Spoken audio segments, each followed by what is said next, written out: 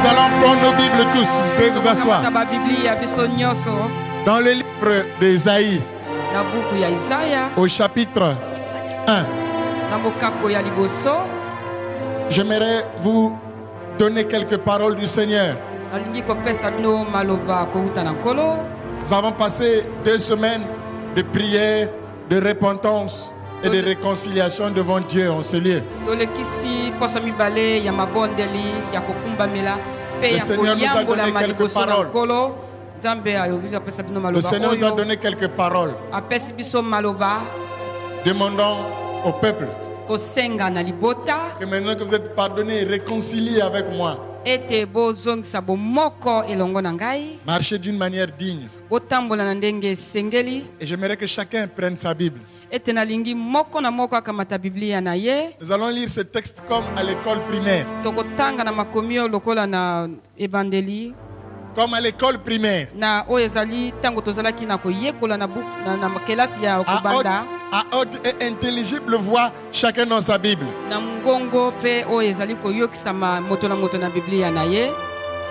J'espère que vous l'avez amené votre Bible. Voilà la parole que le Seigneur nous a donnée. Il y a un Dieu en ces lieux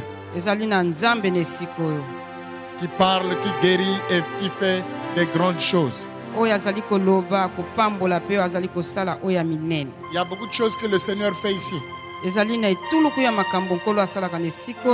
voyez quelqu'un, la chair sort de sa bouche. C'est incroyable mais vrai. Quand Dieu marche au milieu de vous, il vous délivre.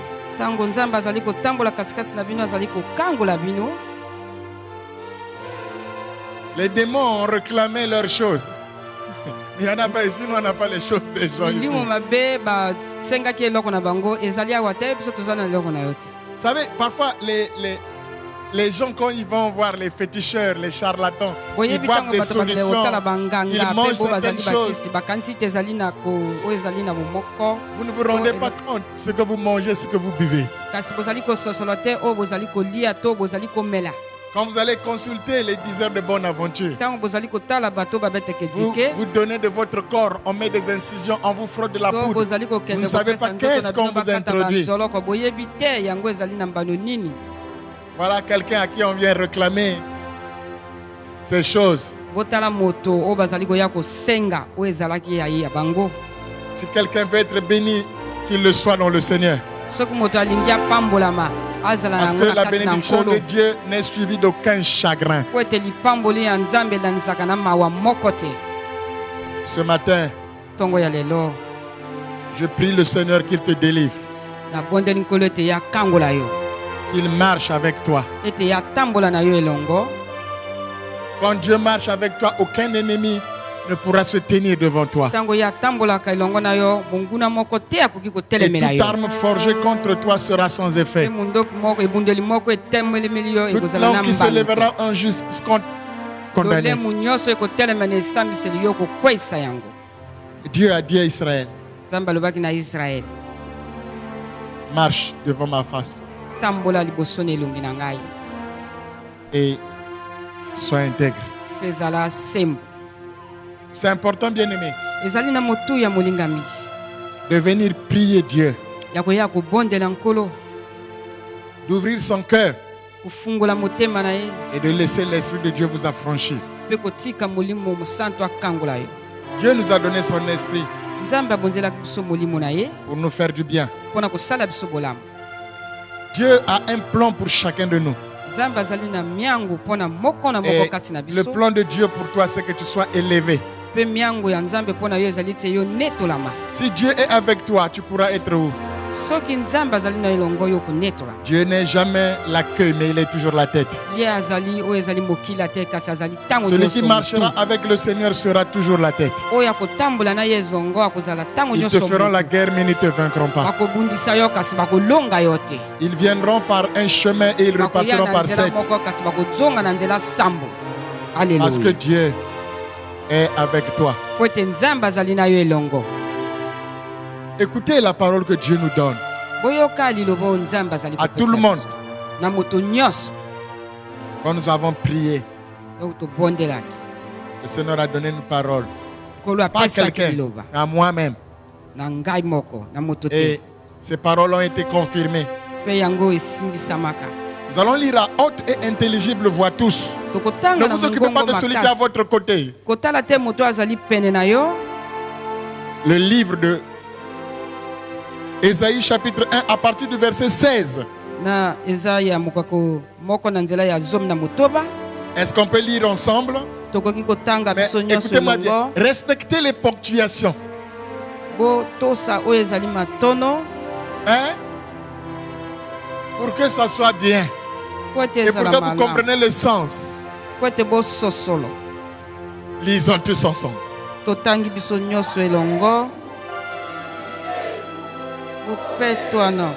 Bolongola oyezali miso na ngai ya oyezali ya bokanza bokebana kosala mabe boyekola na kosala malamu boluka bosembo bobatela oyo azali kosala malamu na mokotike po bokanisa na nzambe oyaka mpe tosambisa biso nyonso elobi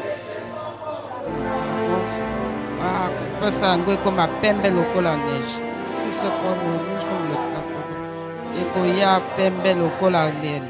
Si vous avez de la trompe, c'est pour cette aussi pour manger les meilleurs, et si vous résistez, vous êtes rebelle, vous serez dévorés. Amen. Amen. Amen. Et vous devrez faire un nom acclamé. Alors ce matin, j'aimerais vous exhorter à être docile. Soyez docile. J'ai lu dans la Bible quelque chose d'extraordinaire. Dieu veille sur sa parole pour l'accomplir. Le Seigneur dit, ôtez de mes yeux.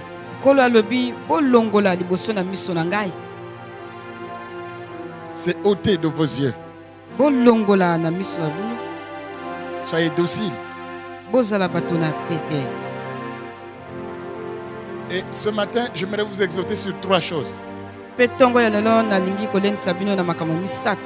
Avoir la bonne volonté de servir Dieu. Soyez docile. Et troisièmement, ne soyez pas incrédule.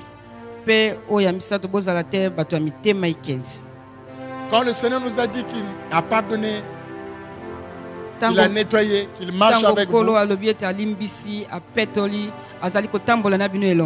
devrez faire attention à ces 3 choses. Quand il dit venez et plaidons, il parle de l'intercession. Vous ne devrez pas abandonner la prière, quelle que soit la raison. Vous ne devrez pas vivre par rapport à l'image de ce qui vous entoure ou au climat qui sévit dans ce pays. Parce que les cieux et la terre ont été créés par Dieu.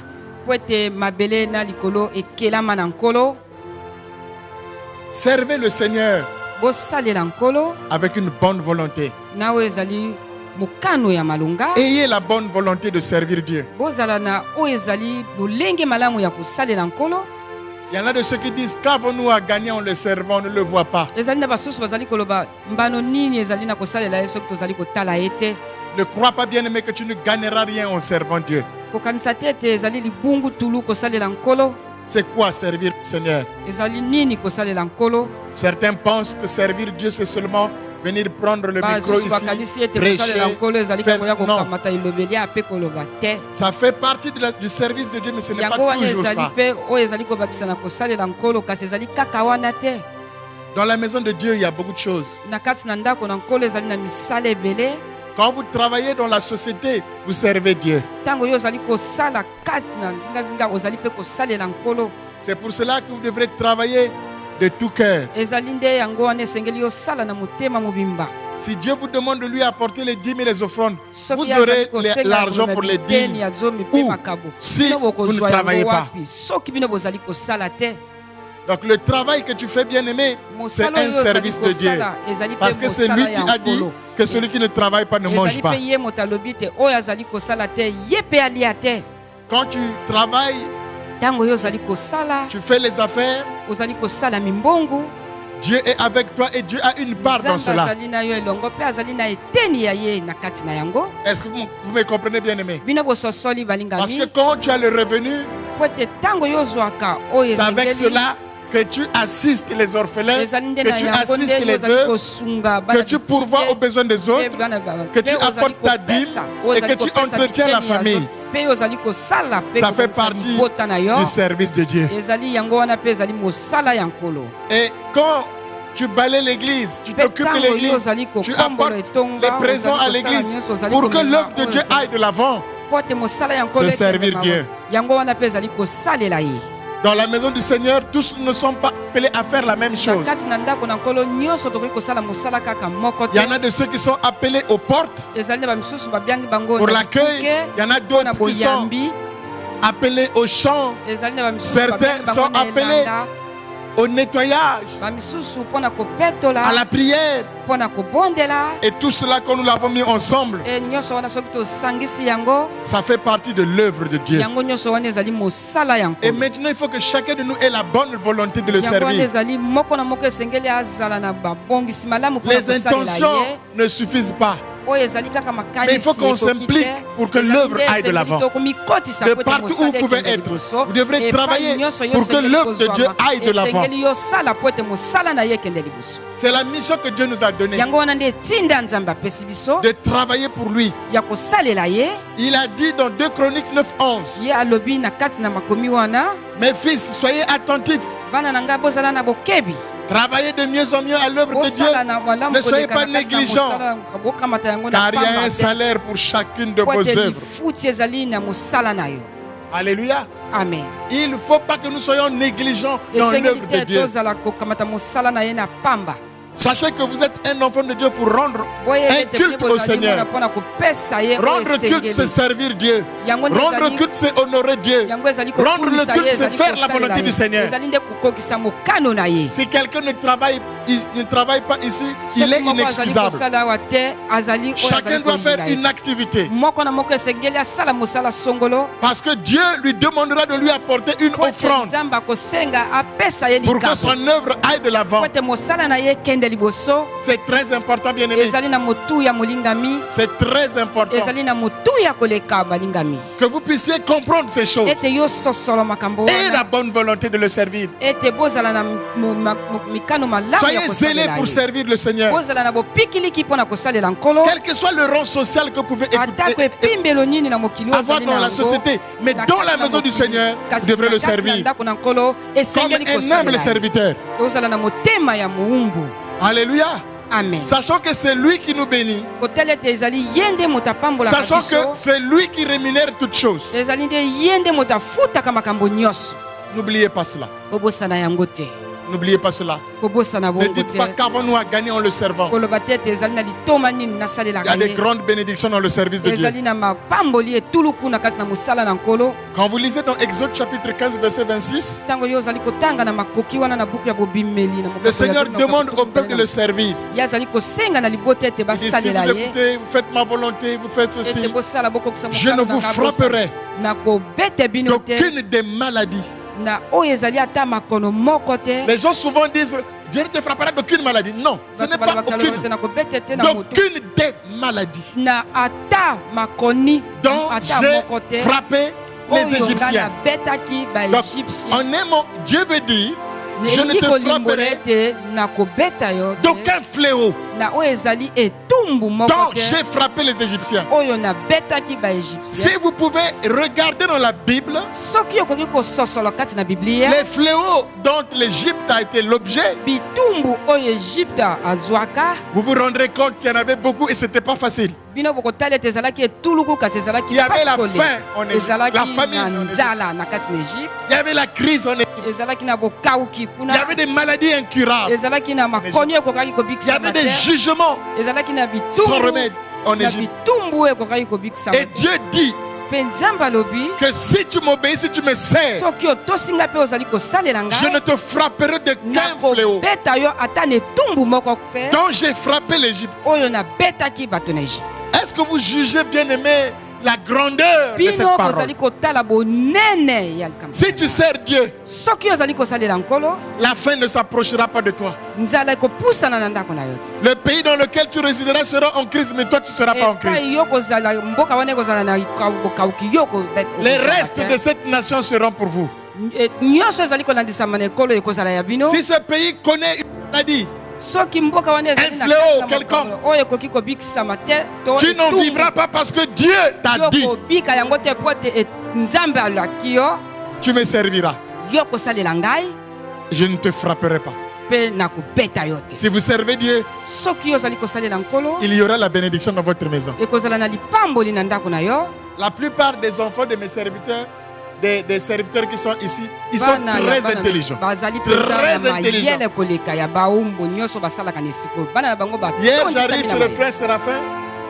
Il était tellement content parce que son fils venait de recevoir un grand poste de télévision avec un diplôme honorifique. Il venait d'être le meilleur des meilleurs de son école. Parmi tous les enfants de l'école, il était le meilleur. Et le promoteur de cette école est allé acheter la télé. Pour l'instant, il doit regarder la télé que son père et sa mère ont achetée. Vous gardez sa télé. Alléluia. Amen. C'est une grâce. Et c'est une bénédiction. Alléluia. Alléluia. Amen. C'est très important, bien sûr. Je crois à 16 ans, l'enfant de l'ancien roc avait un bac. Aujourd'hui, il est en France. Seul. Mais il n'est pas un bandit. Loin des parents, mais il suit ses études. À cause de ce Dieu-là que vous servez. Si tu sers Dieu, tu seras en bonne santé. Bien aimé, il y a des gens dans ce pays qui ont de l'argent. Mais pour dormir, il doit avoir un appareil à côté. Certains, pour dormir, il y a un médecin de garde chez lui. Il paye. D'autres sont gardés ministres parce qu'ils sont malades. S'ils ne sont plus propres pour se faire soigner. Je sais de quoi je parle. Amen. Ce poste ministériel, il est là parce qu'il est malade. Il faut qu'il y ait des privilèges pour se soigner. Mais toi, tu sers Dieu. Le moustique même il négocie avec toi. Pendant 2 ans, il tourne autour de toi, mais tu n'es pas malade. Il y a des gens bien aimés, chaque mois il est 2 fois en Europe. On doit ajouter le sang, on doit changer le sang. Mais regardez le parking. Il y a 28, 29, 20, pétrole, rhinocéros là-bas.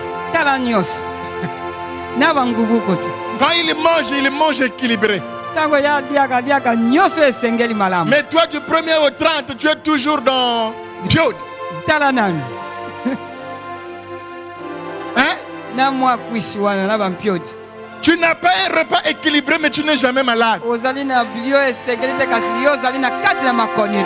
Tu as combien d'années depuis quand tu avais mangé le dessert?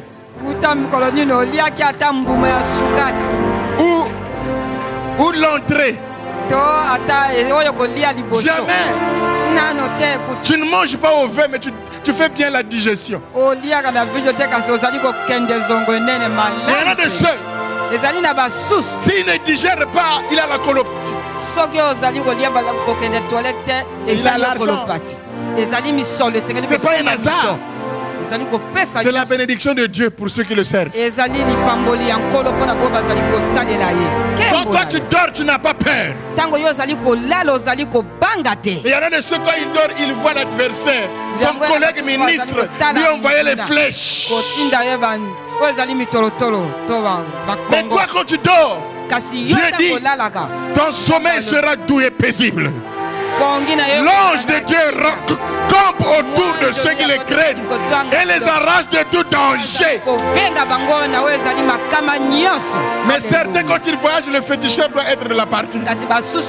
Il faut que le féticheur regarde. Est-ce que le pilote là, ça va? Est-ce que l'avion, ça va?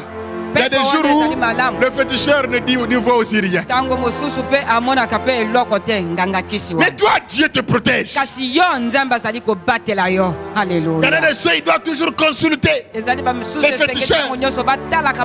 Surtout ce jour-ci, on parle de remaniement. Dans toutes les bouches plutôt.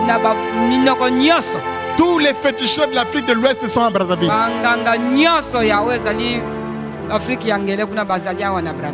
Pour consulter. Mais toi, tu n'as pas peur. La Bible dit quoi? S'ils viennent par un seul chemin,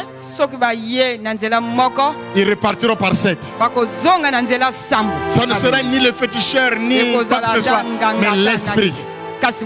L'esprit de l'Éternel les mettront en fuite. Alléluia. Oh. Alléluia. Amen. Quand je marche, je ne sais pas si on a jeté le mwanza ici ou je ne sais pas quoi. Tout lieu où foulera la plante de mes pieds, Dieu me le donne en possession. Je n'ai pas regardé où est-ce qu'on a renversé de l'eau. Qu'est-ce qu'il veut de moi? Non. C'est l'héritage de ceux qui servent Dieu. Et la bonne volonté de le servir. Et il ne vous frappera d'aucune maladie. Donc, il a frappé les Égyptiens. Peut-être que vous avez seulement entendu parler de Dieu. Vous ne l'avez pas encore rencontré, vous ne l'avez pas encore vu à l'œuvre.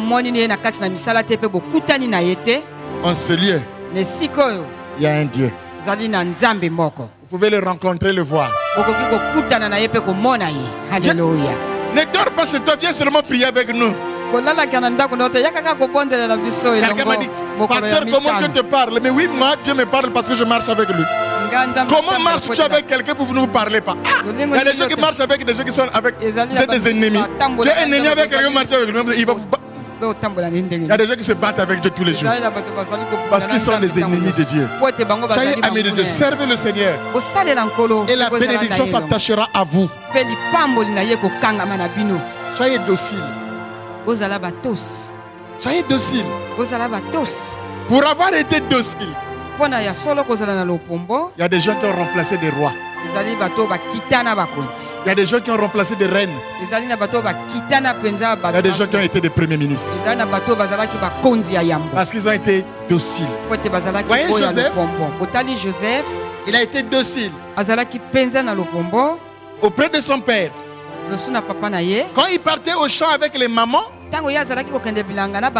il revenait rapporter à papa tout ce que les mamans disaient. Le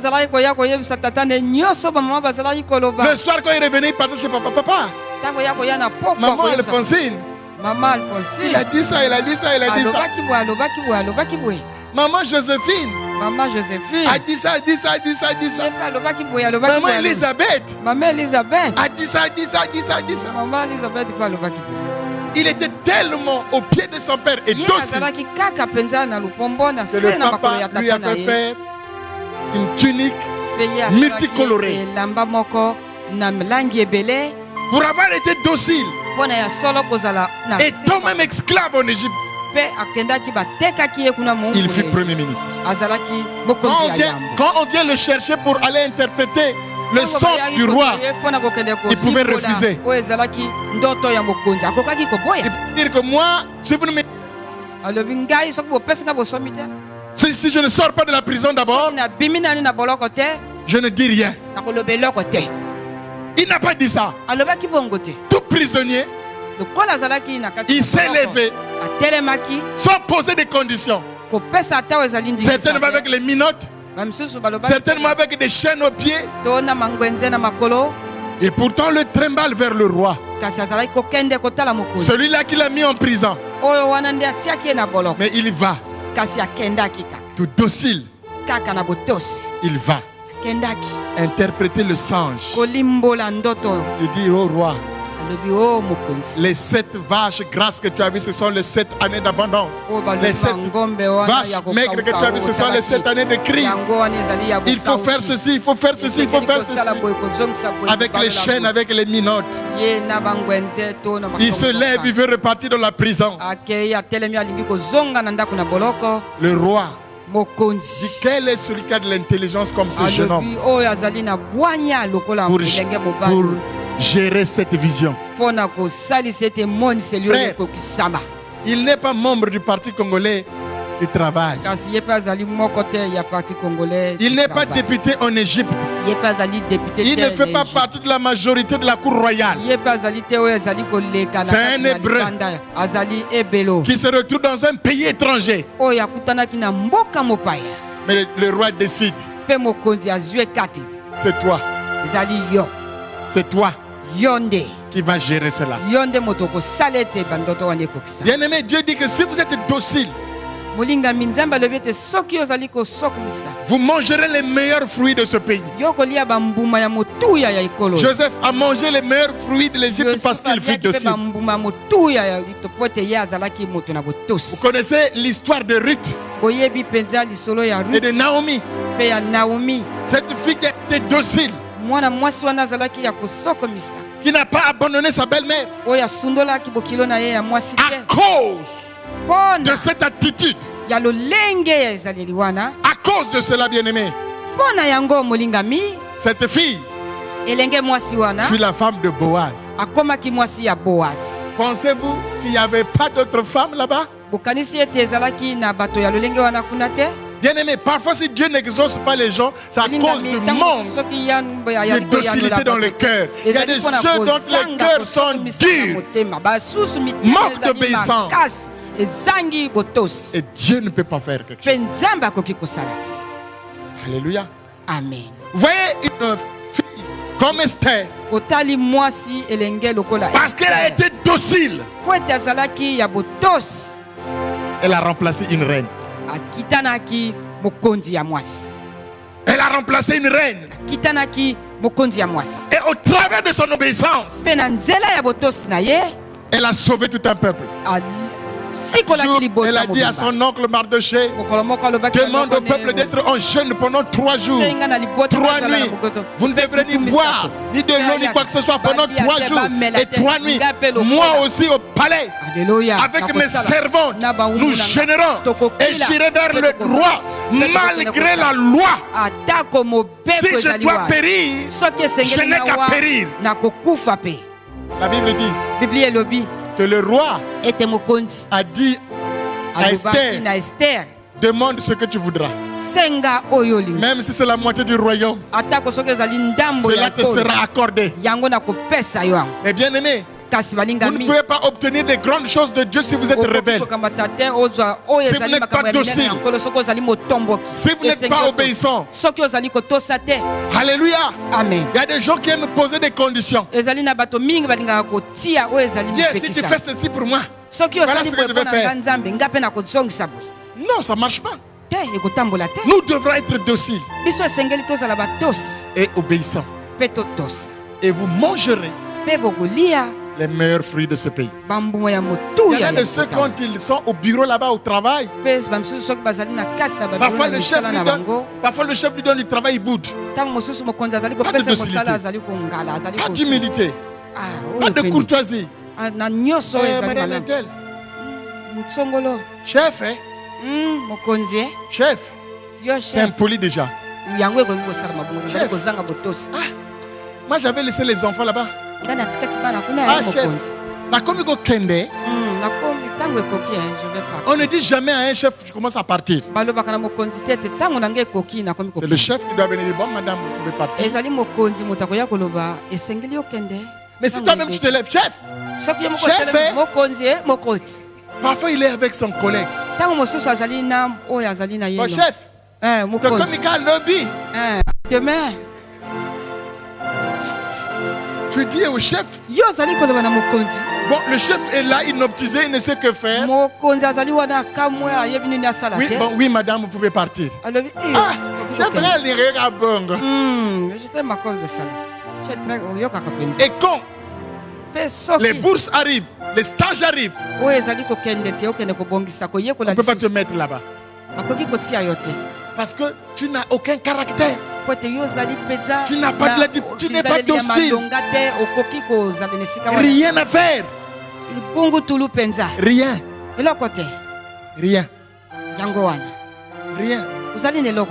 Et puis après tu commences à te plaindre. Ah, dans ce travail-là, dans ce bureau-là, dans ce ministère-là, il y a des complots. Oh, nous on est là depuis longtemps. Oh, petit on dirait qu'il sort avec le chef. Il a les manières. Sort pas avec le chef, il est docile. Alléluia. Est-ce que vous m'entendez, bien-aimé? Voyez-vous, bien-aimé, une reine qui était impolie. Elle a été fait remplacer par celle qui était docile. Si nous sommes dociles et obéissants, Dieu nous amènera dans des dimensions incroyables.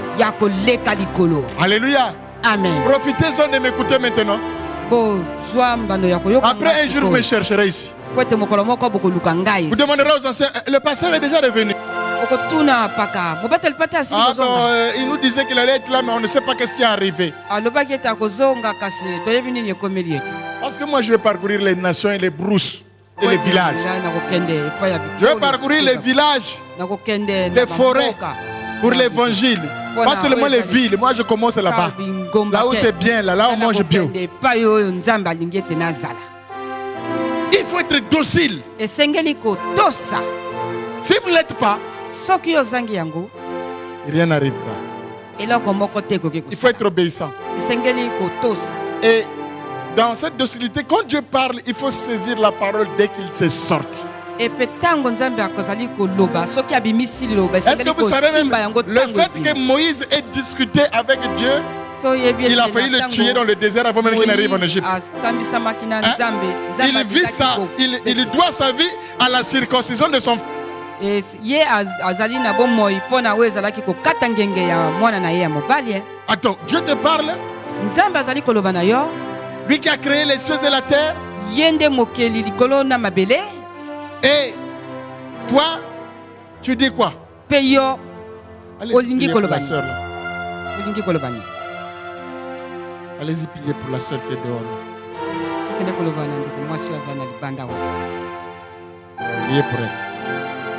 Et toi, tu discutes. Toi, tu discutes. J'ai envoyé une personne, pas plusieurs.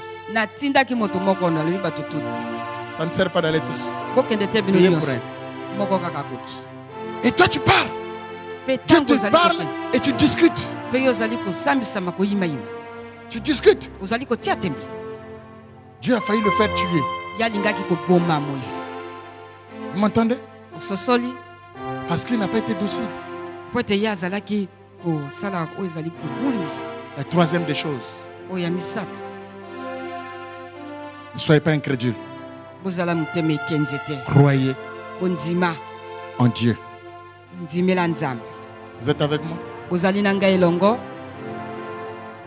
Croyez en Dieu. Ne doutez pas par incrédulité. Croyez en Dieu. Alléluia. Vous êtes avec moi?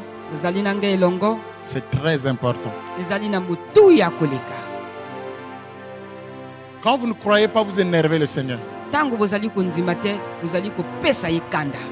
Et vous le rendez un menteur. Mais en fait, vous vous trompez vous-même parce que votre incrédulité n'annulera pas la fidélité de Dieu. Si tu es docile, ma soeur, tu peux remplacer une femme quelque part qui est boucharde.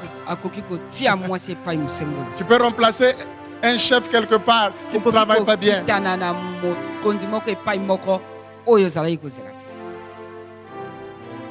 Voilà ce que Dieu nous demande. Avoir la bonne volonté de le servir. Être docile et croire à sa parole. La Bible dit que celui qui s'approche de Dieu croit qu'il est le rémunérateur de ceux qui le cherchent.